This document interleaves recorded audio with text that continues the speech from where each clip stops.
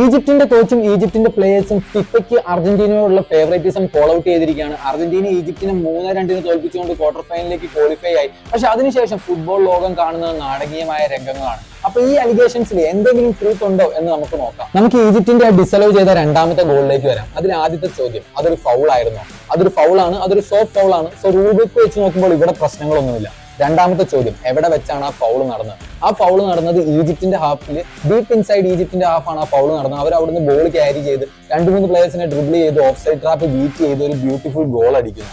പക്ഷെ അവിടുന്ന് 10 സെക്കൻഡ് പിന്നിലേക്ക് വലിച്ച് ആ ടാക്കിൾ ഫൗൾ ആണെന്ന് പറഞ്ഞ് ഗോൾ ഡിസലവ് ചെയ്യുകയാണ് ഉണ്ടായത്. സോ VARന് അത്രയും പുറകിലേക്ക് വന്നത് നോക്കേണ്ട കാര്യമുണ്ടോ? റൂൾ ബുക്ക് എന്താണ് പറയുന്നത്? റൂൾ ബുക്ക് പറയുന്ന പ്രകാരം അത് അറ്റാക്കിംഗ് പൊസിഷൻ ഫേസ് സ്റ്റാർട്ട് ചെയ്യുന്ന സ്ഥലമാണ്. അവിടെ നിന്നാണ് അവർ ആ ബോൾ എടുത്തിട്ട് നേരെ പോയിട്ട് ഗോൾ അടിച്ചിട്ടുള്ളത്. സോ അത് എത്ര ടൈം പിന്നിലേക്ക് പോയാലും ആ അറ്റാക്കിംഗ് പൊസിഷൻ ഫേസിലാണെങ്കിൽ ആ ഫൗള് കോൾ ചെയ്യാൻ പറ്റും. സോ റൂൾ ബുക്ക് വെച്ച് നോക്കുമ്പോൾ ഇവിടെയും പ്രശ്നങ്ങളൊന്നും തന്നെ ഇല്ല. പക്ഷെ ഇതേ സെയിം സംഭവം അർജന്റീന ഗ്രൂപ്പ് സ്റ്റേജിൽ ഓസ്ട്രിയ ആയിട്ട് കളിക്കുമ്പോൾ സംഭവിച്ചിട്ടുണ്ട്. അതായത് മെസ്സിയുടെ 17th goal, record breaking goal.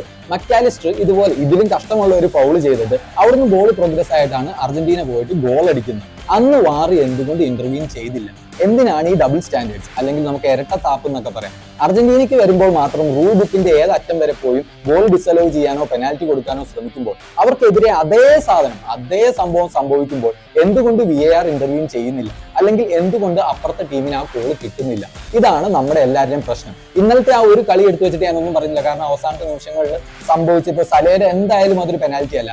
അപ്പുറത്ത് ഒരാളെ ഫാറ്റീനെ വലിച്ചിടുന്നുണ്ട് മക്കാലിസ്റ്റർ. പക്ഷെ അതിന്റെ ഒരു ക്ലിയർ വീഡിയോയോ അതിന്റെ റീപ്ലേ ഒന്നും പുറത്തു വരാത്തതുകൊണ്ട് അതിനെക്കുറിച്ച് ഞാൻ സംസാരിക്കുന്നില്ല. പക്ഷെ ഈ ഫസ്റ്റ് ഗോൾ ഡിസലവ് ചെയ്ത ഇതേ സെയിം സംഭവം അർജന്റീനയ്ക്ക് സംഭവിച്ചപ്പോൾ എന്തുകൊണ്ട് ഇവരത് ഡിസലവ് ചെയ്തില്ല? ഇതിപ്പോ ഈ വേൾഡ് കപ്പിൽ മാത്രം സംഭവിക്കുന്ന ഒരു കാര്യമല്ല. നമ്മൾ കഴിഞ്ഞ വേൾഡ് കപ്പിലേക്ക് നോക്കുവാണെങ്കിലും എല്ലാ 50-50 ഗോൾസും അർജന്റീനയ്ക്ക് കഴിഞ്ഞ വേൾഡ് കപ്പിൽ 5 പെനാൽറ്റി കിട്ടിയായിരുന്നു. അതിൽ ഒരു പെനാൽറ്റി പോളണ്ട് ആയിട്ടുള്ളത് എന്തായാലും പെനാൽറ്റി അല്ല.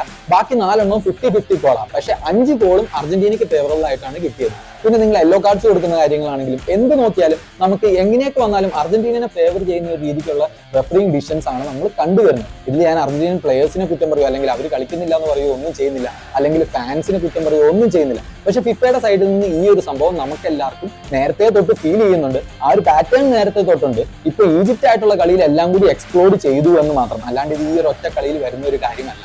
ഇൻഫന്റിനോയോട് എനിക്ക് ഒറ്റ കാര്യമേ പറയാനുള്ളൂ. ഞങ്ങൾ എല്ലാവരും ഇഷ്ടപ്പെടുകയും ആരാധിക്കുകയും ഒക്കെ ചെയ്യുന്ന ഈ ഗെയിമിന്റെ ക്രെഡിബിലിറ്റി നിങ്ങളായിട്ട് നശിപ്പിക്കരുത്. എല്ലാവർക്കും നിങ്ങൾ ചെയ്യുന്ന കാര്യങ്ങളൊക്കെ മനസ്സിലായി തുടങ്ങി. സോ ഇനിയെങ്കിലും ഒന്ന് നന്നാവുക. അതുപോലെ തന്നെ ഈ വീഡിയോ ഇവിടെ വരെ കണ്ട ആരെങ്കിലും ഒക്കെ ഉണ്ടെങ്കിൽ ഒന്ന് ഫോളോ ചെയ്ത് സപ്പോർട്ടും കൂടി ചെയ്യുക. ആൻഡ് ഫിഫ ഇവരെ ഫേവർ ചെയ്യുന്നുണ്ട് എന്ന് നിങ്ങൾക്ക് തോന്നുന്നുണ്ടോ എന്ന് കമന്റ്സിലും കൂടി ഒന്ന് പറയുക. ഗുഡ്.